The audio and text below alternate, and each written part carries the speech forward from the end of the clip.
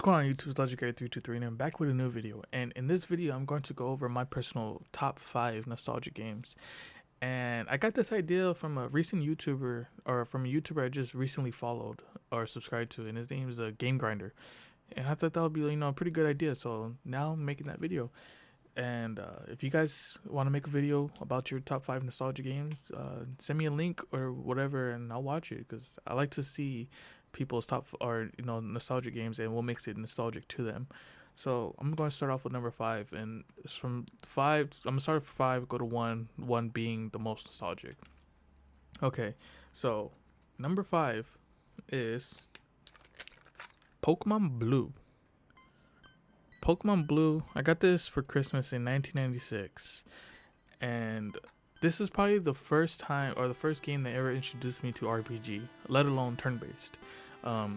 During that age, I didn't really know what RPG was until I got a little bit older and playing games. Then I figured out what RPG was, and Pokemon Blue, I put so much time, especially during that age.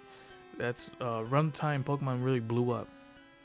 Pokemon cards, the TV show, the games. I went with blue because blue was my favorite color at the time. I didn't like red. So, and then I like Blastoise because I don't know Squirtle Squad. I don't know. What Pokemon did you guys choose while you was playing this?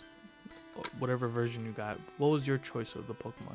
Was it Bulbasaur, Squirtle, or Charmander? Let me know. And I have the transfer pack. This transfer pack was for the Pokemon Stadium for the Nintendo 64. With this transfer pack, you was able to play Pokemon Blue, Red, or Yellow on TV through Pokemon Stadium. So I thought this was the dopest shit ever, and that's how I played it majority of the time. Especially when I didn't have no batteries and I didn't find no controllers to steal batteries from at that age. So let's go on to the next game. Next game is Gran Turismo 2. So the thing about Gran Turismo, the series in general, Gran Turismo 1 was a game that introduced me to the simulation racers, and ever since I played Gran Turismo 1, I fell in love with sims, racing sims. And this one specifically is on this list because I had so many good memories playing this with my brother. And one of the memories, the biggest memory I will never forget is it was one day we was gonna race each other, and I told him to hold up because I wanted to fix up my car before I raced him. And he had one of those multi-memory cards. So he had a memory card that had multiple memory cards in one memory card, if that makes any sense. So it was a third-party memory card, and it had different profiles to have different memory cards in one. So when I went to go play mine, I loaded up my game and I fixed up my car. Then I went to go save. The problem was I saved over his game file, so his game file got deleted. It was done.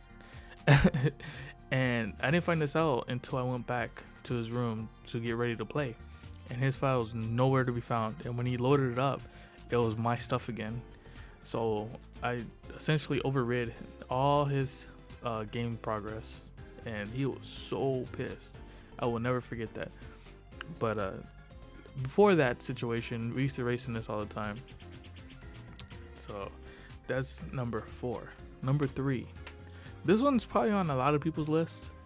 So one thing you'll notice with this list of nostalgic games is it's a lot of 16-bit, 32-bit, or 16-bit and 64-bit games, because during that time, that's all I really had. I grew up with this. My first system that was mine was a Sega Genesis, and then I got the 64, and then I got a PlayStation. I didn't have a Super Nintendo as a kid. I wanted one, but never got one. So you won't see no Super Nintendo games on this list because I don't have too much memories with them, because the only time I played them was at a friend's house. So I got a Super Nintendo way later, and a Dreamcast. I never got one until I was older, and PS2 was my next console after the PlayStation, which was many years later. So this one is Goldeneye 64. 007 Goldeneye. This is probably on a lot of people's list because for me personally, I had so many multiplayer matches with my brother and his friends. I used to beat that ass. You know, the story in this game was too good. Actually, I played the game before I even knew there was a movie. I thought the game was it. I didn't know there was a movie.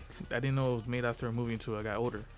And this is like all the games you're seeing on here are mostly original copies, or if not rebought copies of the original ones. This one specifically is my original copy as a child. It has all my save files, my brother's save files, but my brother's friends cannot beat me in this game. They got bodied. It's Goldeneye, probably the game that introduced split screen multiplayer. So number two and number one. Number two was these two games were very hard to choose. The whole list was very hard to choose. So number two, I'm going to go with that I went with is Resident Evil. So this is the original Resident Evil. This is not my original copy, by the way. However, I still have my original copy of Director's Cut. This is my original copy. But let's talk about this. So Resident Evil, the first time I ever saw Resident Evil was back when I was little. My brother rented a PlayStation with two games. It was Tomb Raider and Resident Evil, and it was back then when they had a bunch of blockbusters and little mom and pop movie rental places, and they rented consoles out. And so he rented a PlayStation, and I used to watch him play Resident Evil all the time. And then I finally got to play it, and I grew to love the series. So back when I got my first PlayStation, I picked up Resident Evil Director's Cut at the time, because this is what replaced the regular Resident Evil. So this is my original copy of Director's Cut. The jewel case is beat to shit. The disc is scratched up. But that whole thing, the whole situation of watching my brother play, and I got to play it, is what brought me to love the series. The games are really good up to like Resident Evil 6 and 5. But yeah, that's why this is so nostalgic for me.